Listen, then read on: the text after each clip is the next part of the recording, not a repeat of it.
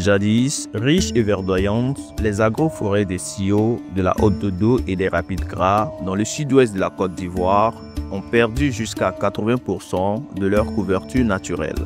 En cause, l'expansion de la culture du cacao, essentielle pour l'économie nationale, mais souvent au détriment des forêts. Pour restaurer ces écosystèmes, le gouvernement ivoirien, avec l'appui de la Banque mondiale, a lancé en 2022 la deuxième phase du projet d'investissement forestier. Son objectif, faire des communautés de véritables partenaires de la reforestation.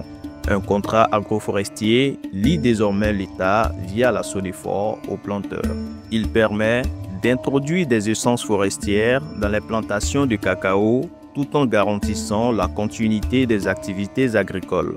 Dans les villages de Djigbadji, Alonsou et Botro, situés près de l'agroforêt des Rapides Gras, les producteurs ont été sensibilisés à ces contrats grâce à des boîtes à images pour faciliter la compréhension des engagements. La cérémonie de signature s'est tenue à l'unité de gestion forestière des Rapides Gras Nord en présence des autorités coutumières et administratives. Le projet d'investissement forestier, depuis sa phase de mise en œuvre depuis octobre 2022, a décidé de pouvoir faire un reboisement massif d'agroforestiers.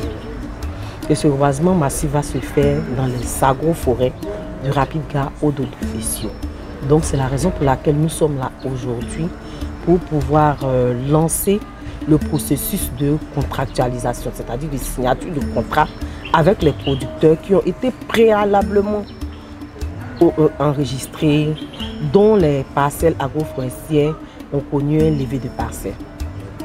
Et après le levé de parcelles, la seconde phase consiste à la signature des contrats et à la mise à disposition des pépinières, à la mise en place des pépinières et également la mise au planting.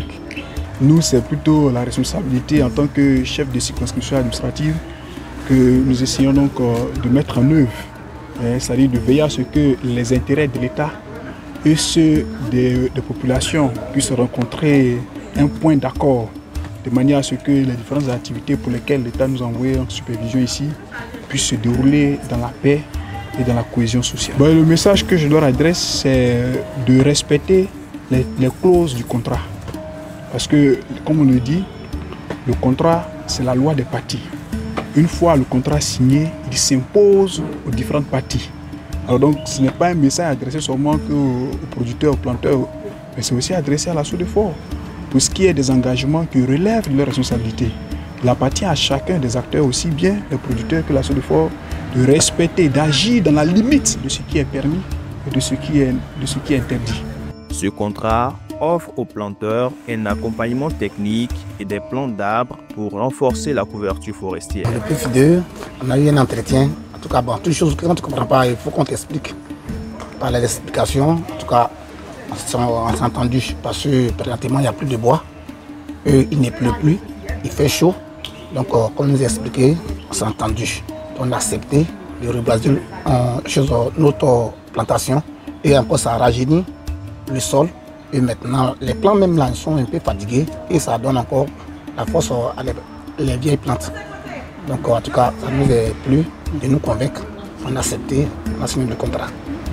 Il faut dire que la signature du contrat fera que, en tout cas, ça va améliorer la production.